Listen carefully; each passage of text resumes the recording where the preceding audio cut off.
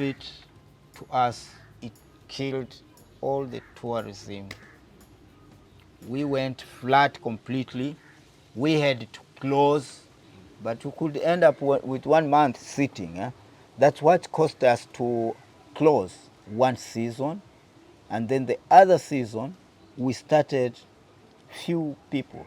We were almost 20 people here. But by that time, we remained only 2.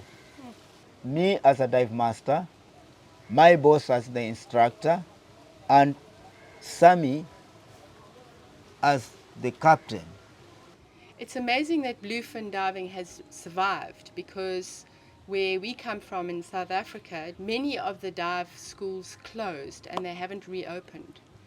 Were there any in Kenya that closed forever, or has everybody survived?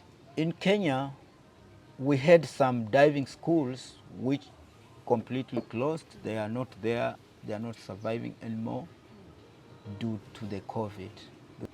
Mostly Mombasa, we lost 2 dive centers. How much do you think diving contributes to the economy in Malindi and Watamu? That's a good question. Diving really contributes very high, beginning from the rangers, because all clients, when they come and they want to go and see, to dive, they have to pay the park fees. That's one. Second, the more the staffs, the more again it gives the government some money, because we also pay, and we do it so that we promote every party of this Kenya to be seen that is working, active, and it brings something. As a nation, every party, when it brings something in, that means now the wheel is moving. Tell us a little bit about, you started 36 years ago. It was very different because you didn't have computers. Very What good. was Tell us about the change. That is funny, yeah.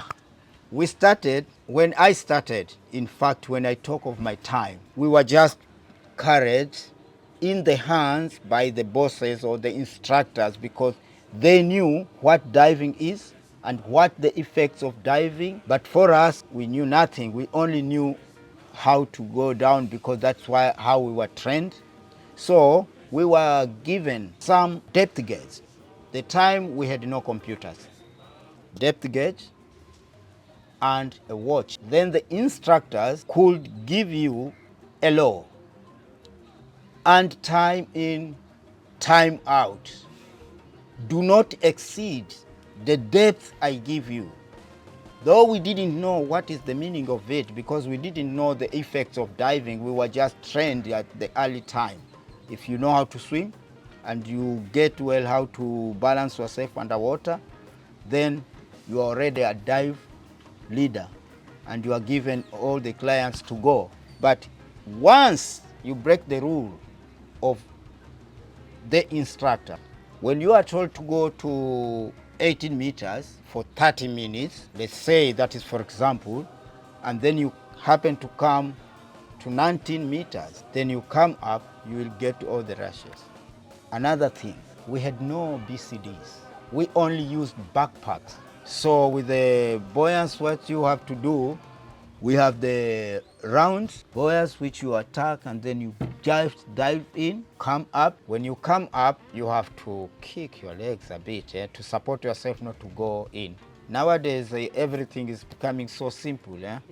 But by that time, you should not take 1 more kilo, because the 1 more kilo than your kilos will make you suffer up and down with no buoyance. You could maintain by your lungs the buoyance and the kicking of your fins. That's how it was. And it was, diving was very new here in Kenya.